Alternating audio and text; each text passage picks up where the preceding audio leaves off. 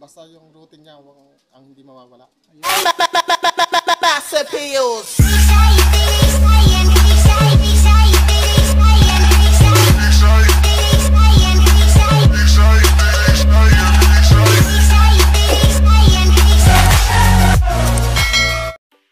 Tuturo naman natin kay kuya yung ibon niya na magulang nung superset muna mga kalapatid. So ipakita natin yung superset na magulang niya, no?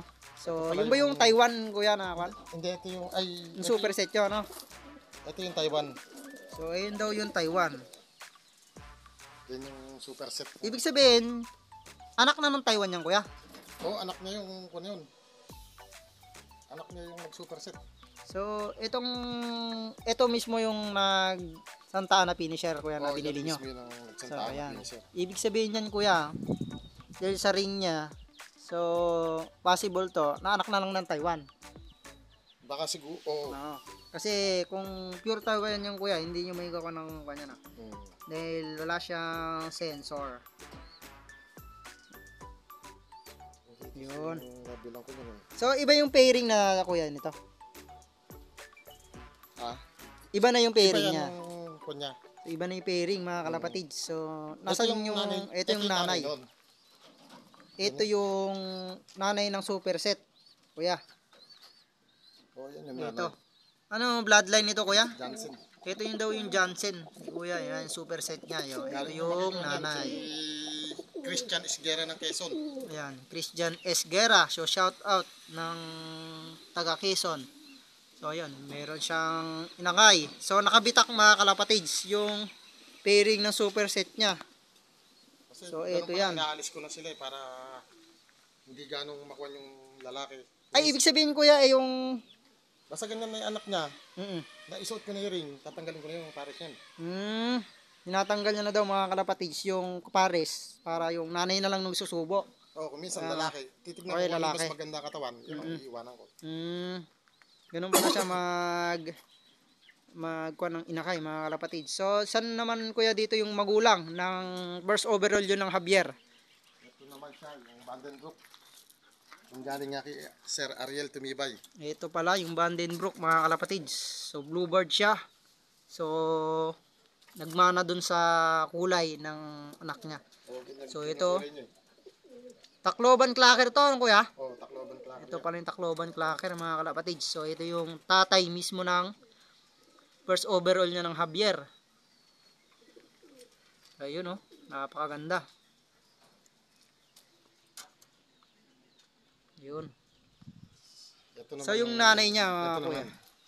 Tacloban Clacker din to. Oo, sabay sila ni Race niyan. Masabay pala ni Race mga kalapatids. So ito naman yung hen. Yung nanay ng Javier na first overall niya. So ayan, oh. Ito. So yung pairing na yan kuya, first time nyo palang magamit? Oo, kasi nga kinukuha ko sila, talagang hinahanapan ko ng mas maganda combine. Ayun, hinahanapan niya ng golden pair mga kalapatid sa tinatawag. Kung saan daw yung bibira, yung anak. So ngayon possible, baka ito yung babalik ko na uli sila. Ayun, sabi ko na nga, ibabalik ni kuya yung pairing. So ito kuya, ibabalik nyo pa rin yung pairing nito, ni superset nyo? Oo, babalik ko pa rin siyempre. Ayun, mas maganda kinalabasan eh. Ayun, magbabalik siya ng pairing niya mga kalapatid sa superset niyang ibon, saka yung first overall niya ng Javier Leyte. So ayun. So first time kuya no na sumali ng Javier Leyte, no? Oh, first time pa lang nakapagkarga ng Javier Leyte.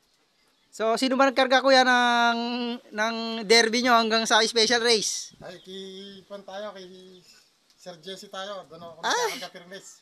Ayan. Hindi ko pa nga nakikita yung club ng kinakargahan namin. So ayan. Puro sa kanya lang ako nagkakarga.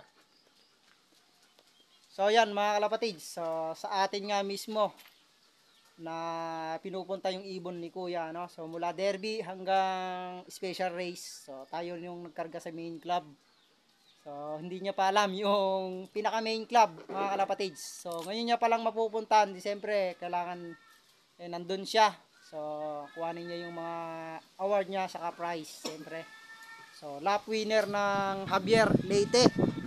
So So yun, napakalupit mga kalapatids. And then, first overall ng Javier Leyte sa isang ibon.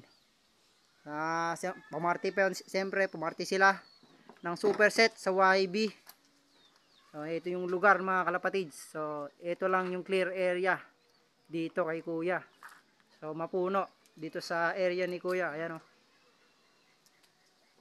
Ayan, mapuno mga kalapatids. So, nung dumating Kuya yung Javier Leyte nyo, so, saan nyo tinitingnan? Dito ba? Dito sa area, Kuya? Nakahiga kasi ako sa buyan na yun. Tinaantok na nga ako. Alapang nga ako eh. Parang ako may kalapating dumaan. May bumaba na. Sabi ko, naku, ito na ako yung Javier Leyte ko. Ayun. Ayun, sabi ko nga, wala pa ako nagkaklak. Ayos ka ako, first. Ayun, no? So, dito daw siya na duyan. Ayan, no? Inaantok na't nangangawit ng kahintay. Pero sulit. Sulit Ayan, yung tingala. sulit. Ayun. So, dito mga kalapatids, so pagdating ng south, so halos dulo kami, no? So, halos dulo. Pero dulo din yung guys, yung Tarlac. Pag ganun dun kasi yung Tarlac, mga kalapatids. So, ang dulo dito sa amin ay San Jose. Ayan, San Jose Muñoz. So, Talugtog. So, yan, mayroong Pagimba dyan. So, halos kami yung mga dulo, mga kalapatids. So, sa first time na nag-race ni Kuya, no? So, wala pang nagkaklak talaga. Napakahirap, mga kalapatids, ng Javier Leyte. So, 6 lang, guys, yung nakapag-clock mismo nang hindi cut-off. So, dalawa atang OB. So, isang OB lang pala mga kalapatids. At 5 atang YB mga kalapatids. So, ngayon tuloy-tuloy pa rin mga kalapatids yung araw ng kwan dahil hindi pa nakukumpleto yung mananalo. So, araw ng Martes ngayon mga kalapatids. So, ayan. So, congratulations kay Kuya, no? So, sasamahan natin siya sa awarding kapag pupunta na ng club. So, first time. Isang newbie, mga kalapatids. So, sabi nga ng mga veterano. So, kumuha tayo ng ibon. Nasubok na. So, may ni-race na, mga kalapatids. So, ayan. So, hanggang dito lang, mga kalapatids. So, good luck sa inyong mga race. So, happy flying and God bless, mga kalapatids.